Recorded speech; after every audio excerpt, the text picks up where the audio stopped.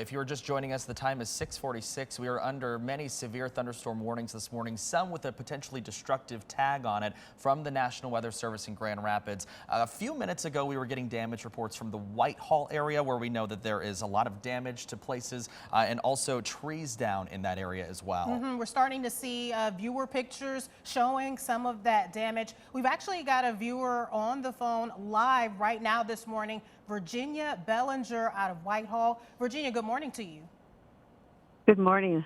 Thanks so much for calling in. Can you tell us what you've experienced as this storm rolled in? About what time was that this morning and what did you see? Oh my goodness. Well, I think it was about 6 o'clock. I'm not really sure. But we heard a loud crash, and our neighbor's tree came down and hit our garage door. I'm looking out at the lake right now.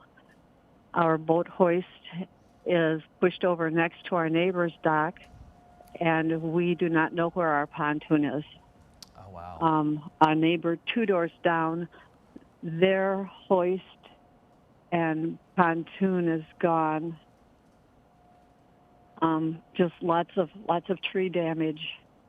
Wow. Yeah. Well, we're looking at some of the pictures that you sent in, and we're seeing a lot of what you're describing, the trees that were on the ground. And surprising to me, your pontoon is gone, so you have no idea where it's at? No, we don't. It's still dark here, well, fairly dark.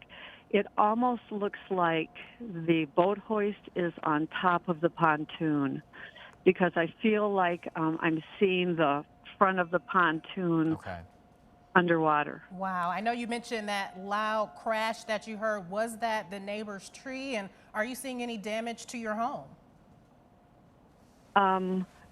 We're not noticing any damage yet. My husband went upstairs. The roof is fine. Like I said, part of our garage door is caved in. But thankfully, our home is fine. Yeah, I mean, obviously things can always be replaced, and it's glad to hear that you guys are doing okay this morning. Have you heard from any of your neighbors? How are your neighbors taking all of this? Or have you seen any of them? Are they out there looking at the damage right now? What are you seeing there? We've talked to our next door neighbor, and they were aware when the top part of their oak tree came down. Down the lake about 4 houses, I see somebody on a dock. Wow. Virginia, can you tell us about conditions right now? Have things calmed down for you? Are you still seeing rain? We're still seeing light rain. The thunder and lightning is gone. I'm looking across White Lake, and I see the red lights of an emergency vehicle over there. And even now as I'm stepping outside, oh my gosh, even more trees are down on the house a couple doors down from us. So it sounds like considerable damage there in Whitehall. If you're just joining us, we're speaking with a Whitehall resident, Virginia Bellinger, who is saying there are a lot of trees down in her area. And correct me if I'm wrong, Virginia, you said you had some damage to the front of your garage. It was partially caved in, you said? The garage door. The garage door is actually on the side of our house. Okay.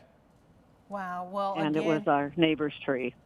Again, just glad that you are doing well, and we appreciate you calling in with those reports. Again, want to let viewers know that Virginia has said they don't know where their pontoon is at this hour, and so that sounds like maybe some of the worst damage that they're seeing in that area. Virginia, thank you so much for calling in. We want to let people know, though, that the bulk of that storm, of what Virginia was experiencing there in Whitehall, that passed through her area about 45 minutes to an hour ago. So we're starting to see what she was describing as clearing. She was saying that some light rain in the Whitehall area at this point after the storm. Let's get over to Blake, who's tracking conditions right now in the worst part of the storm. Blake, where has that storm moved off to, and what are you seeing? Yeah, so we're still holding on to this severe thunderstorm warning with the messaging of destructive winds here in the southern half of Kent County. This is pretty much right on the southern tip of Kent County in the Caledonia area right now.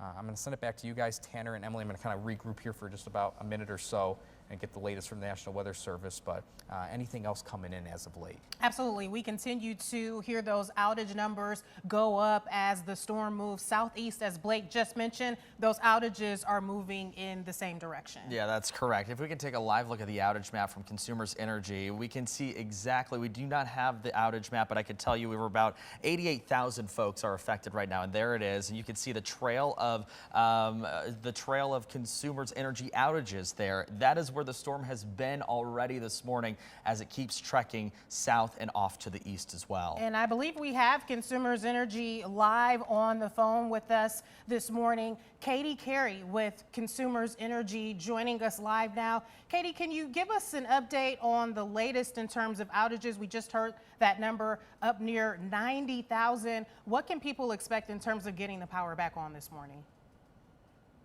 Yeah, so the storm's still very much moving through our system. Like you said, we had 87,000 customers without power, and we know the storm is moving from west to east. So most of those outages are in Muskegon and Kent County, and we're going to continue to let that storm play through with the high winds that moves across the state. Then our crews are going to get out there, get on the ground, and start restoring power.